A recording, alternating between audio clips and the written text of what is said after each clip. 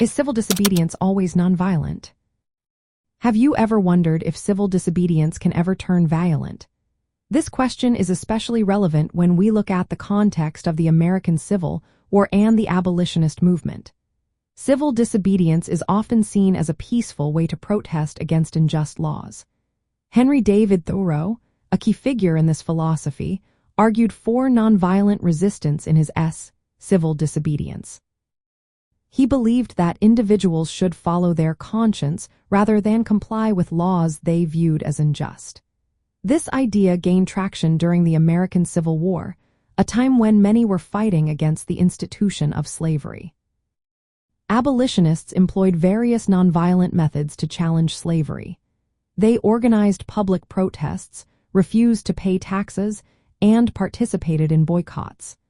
Thoreau himself famously refused to pay taxes as a protest against slavery and the Mexican-American War. His actions were meant to highlight the moral issues surrounding these injustices. However, while civil disobedience is generally intended to be nonviolent, it does not always stay that way.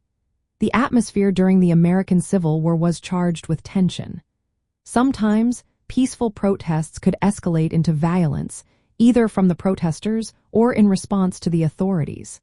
For example, abolitionist meetings could be met with hostility, leading to clashes.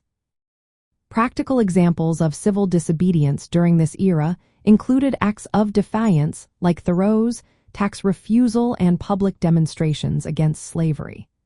These actions aim to raise awareness and push for change without resorting to violence.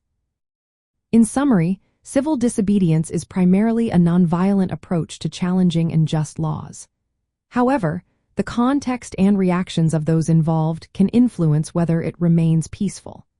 The American Civil War and the abolitionist movement show us that while the goal is often to protest peacefully, the reality can sometimes lead to unexpected outcomes.